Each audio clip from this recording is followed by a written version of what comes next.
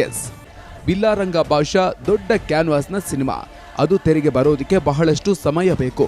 ಅದರ ನಡುವೆ ಇನ್ನೊಂದು ಸಿನಿಮಾ ಕ್ವಿಕ್ ಆಗಿ ಮಾಡಬೇಕು ಅಂತ ಸಜ್ಜಾಗಿದ್ದಾರೆ. ಬರೀ ಮಾಸ್ ಚಿತ್ರಗಳತ್ತ ಕಿಚ್ಚನ ಒಲವು.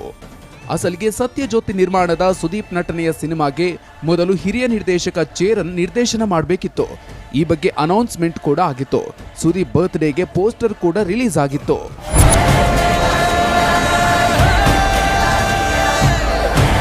ಚೇರನ್ ತಮಿಳಿನ ಹೆಸರಾಂತ ನಟ, ನಿರ್ದೇಶಕ. ಕ್ಲಾಸ್ ಸಿನಿಮಾಗಳಿಗೆ ಹೆಸರಾದ ಚೇರನ್ ಕಂಡ್ರೆ ಕಿಚ್ಚನಿಗೂ ಬಹಳ ಇಷ್ಟ.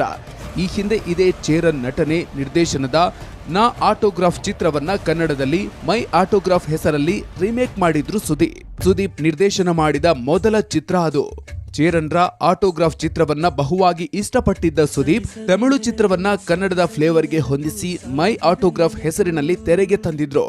2006ರ ಅತ್ಯಂತ ಯಶಸ್ವಿ ಸಿನಿಮಾ ಆಗಿತ್ತು ಆಟೋಗ್ರಾಫ್. ಇಂಥ ಚೇರನ್ ನಿರ್ದೇಶನದಲ್ಲಿ ಒಂದು ಸಿನಿಮಾ ಮಾಡಬೇಕು ಅನ್ನೋದು ಕಿಚ್ಚನ ಬಹುಕಾಲದ ಕನಸು.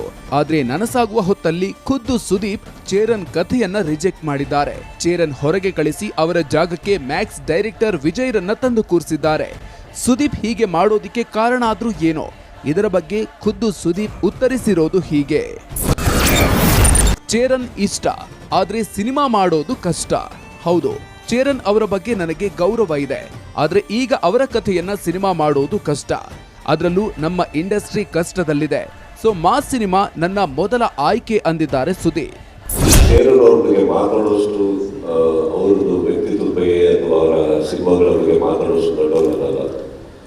But I still feel at this particular moment ಆ collaboration may be wonderful. But ಹೇಳ್ತಾ ಇರೋ ರೀತಿ ಅಥವಾ ಕತೆ ನಮಗೆ ಈ ಸಂದರ್ಭಕ್ಕೆ ಬೇಡ ಅನ್ನಿಸ್ತು. ಕನ್ನಡ ಚಿತ್ರರಂಗದಲ್ಲಿರುವ ಪರಿಸ್ಥಿತಿ, ಇಲ್ಲಿ ತುಂಬ ಅನ್ಸರ್ಟನಿಟಿ ಇರುವಾಗ ಆ ಥರ cinema right now I don't think we should be doing. Probably once something settled down, like for example, autograph on the cinema, adbhutavada cinema. But can we dare to do it today? If you ask me, can I dare to do it today? I feel little complicated. ಹೌದು, ಸುದೀಪ್ ಪ್ರಕಾರ ಈಗ autograph ನಂತ cinema ಮಾಡಿದ್ರೆ ಜನರು ಒಪ್ಪೋದಿಲ್ಲ.